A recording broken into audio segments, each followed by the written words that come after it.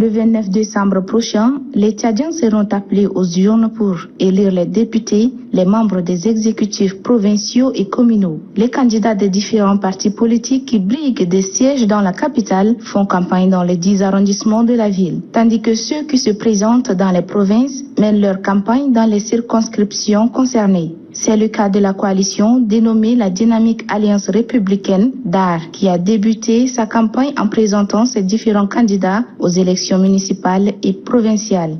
La DAR comprend 30 partis politiques dont 5 sont en campagne dans les provinces. Adam Mahamad Koto, dans son mot de bienvenue, rassure le public qu'ils sont prêts à relever le défi. L'engagement de tous les militantes et militants est très important pour cette course. Pour François Ndjekombe, coordonnateur de la Dynamique Alliance Républicaine, choisir cette coalition sera juste. Pour me présenter aussi, puisque je ne l'ai pas encore fait, je suis également candidat. Je ne suis pas candidat en N'Djamena, je suis candidat dans mon département, dans la Pendé, province du Logone oriental. La province la plus marginalisée, parce que le pétrole a servi depuis plus de 20 ans. Le Logone oriental est comme une vache à lait qu'on traite. On enlève le lait de la vache, mais on ne nourrit pas la vache qui produit le lait. Et donc c'est ce message-là que nous allons aller passer là-bas. Mais comme cette campagne-là, elle est nationale, je peux être ici et puis parler de ce qui se passe là-bas comme de ce qui se passe ici. Et c'est parce que nous aimons nos provinces. C'est parce que nous voulons que le 7e arrondissement soit géré différemment. C'est parce que nous voulons que le 8e arrondissement, le 9e arrondissement et les autres arrondissements de N'Djamena où nous avons présenté des candidats, nous voulons que ça soit géré différemment. Et c'est pour cette raison que vous devez faire un choix. Le choix de la DAR est un choix qui n'est pas démagogue, mais nous allons jouer sur la transparence de la gestion des ressources publiques. La DAR veut changer la gouvernance, poursuit le coordonnateur François Ndjekombe. Au niveau de la DAR, nous voulons que la donne change. Nous voulons que nos communes soient bien gérées. Et nous avons ici des candidats capables de faire une reddition de comptes, soit organiser même une sorte d'audience foraine pour faire un compte public, une comptabilité publique. Qu'est-ce qui est entré dans la mairie? En une année, qu'est-ce que la mairie a gagné? Combien on a dépensé? Combien d'argent? Parce que l'argent qui entre dans la mairie, c'est l'argent du citoyen. Pendant 21 jours, les candidats devront convaincre les électeurs tchadiens afin de gagner leur confiance. Les différents candidats de la DAR doivent mettre du paquet afin de remporter la victoire, a-t-il suggéré.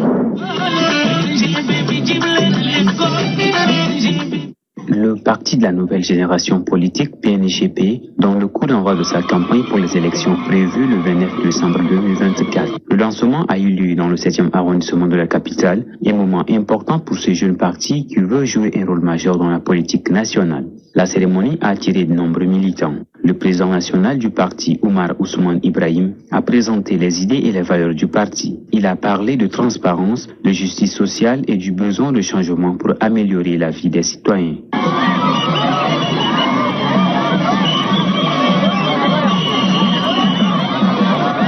Le choix du 7e arrondissement est symbolique. Ce quartier montre les problèmes du pays, mais aussi ses opportunités. En commençant ici, le PNGP veut montrer qu'il est proche des besoins des habitants, surtout ceux des quartiers délaissés. Le parti a présenté son programme. Ses idées visent à attirer les électeurs qui veulent du changement.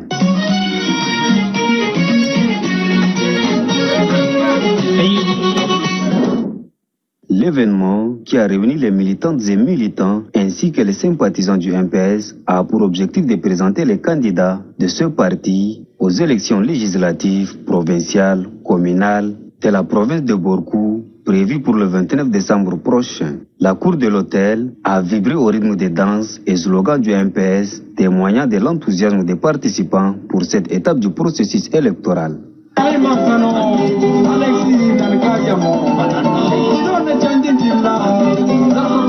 Presque toute figure importante du MPS et des autorités locales étaient présentes pour conférer les allures des moments à cette rencontre.